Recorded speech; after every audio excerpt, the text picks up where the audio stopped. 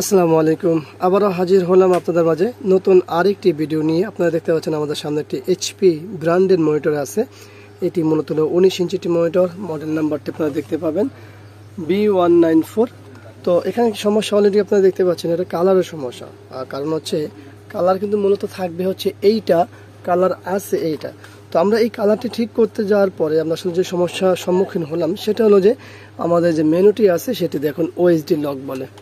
দেখুন OSD lock. তো OSD lock থাকলে আমরা এখন তো কালার চেঞ্জ করতে হবে, আর কালার চেঞ্জ করতে হলে এখন আমার ওএসডি লকটা সমাধান করতে হবে।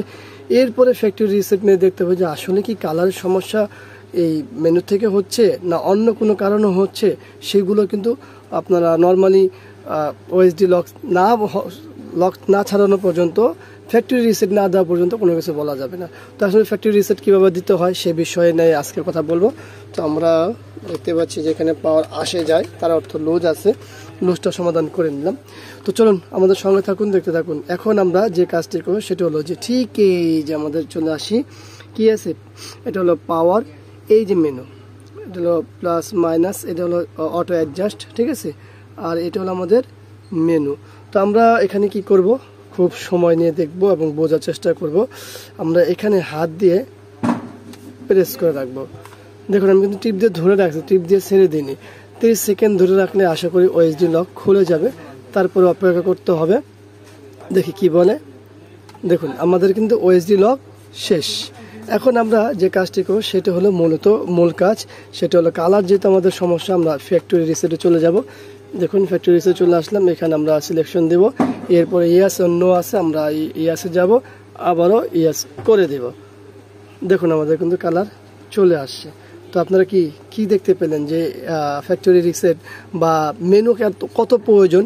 ওএসডি লক হয়ে গেলে মেনুটা খুলতেই হবে, এছাড়া কোনো উপায় নেই। কারণ কালার ঠিক করতে হলে অবশ্যই ফ্যাক্টরি রিসেট দিতে হবে, আর ফ্যাক্টরি রিসেট দিতে হলে আমার মেনুর ভিতরে প্রবেশ করতে হবে। তো চলুন, এখানে কালার কি একেবারে পারফেক্ট আছে? হ্যাঁ, কালার পারফেক্ট আছে।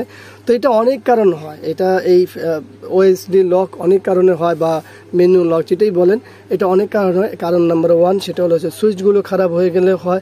কারণ নাম্বার 2, কেউ যদি এমনিতে উল্টাপুল্টা টিপতে থাকে, মানে একই সাথে 4টা-5টা প্রেস করে থাকে, কোনো এক কারণে ওএসডি লক হয়ে যায়। তো এই লক সমাধান করতে হলে কি করতে হবে, আবার ঠিক টিপেই লকটা সমাধান করতে হবে। সেটা কি, মেনুতে আঙ্গুল দিয়ে আমরা 30 সেকেন্ড টিপ দিয়ে ধরে রাখবো। শুধু টিপ দিয়ে ছেড়ে দেবো না, টিপ দিয়ে ধরে রাখবো, হোল্ড করব 30 সেকেন্ড, তাহলে আমাদের মূল কাজ হয়ে যাবে। তো ভিডিওটি দেখার জন্য সবাইকে ধন্যবাদ জানাচ্ছি। ভিডিওটি ভালো লাগলে লাইক, কমেন্ট, শেয়ার, অবশ্যই আমাদের এই চ্যানেলটি সাবস্ক্রাইব, পাশে থাকা বেল বাটন চাপ দিয়ে দেবেন। আবারও দেখাবো অন্য কোনো বিষয় নিয়ে। আজকে এখানে বিদায়। আল্লাহ হাফেজ। আসসালামু আলাইকুম ওয়া রাহমাতুল্লাহি ওয়া বারাকাতুহু।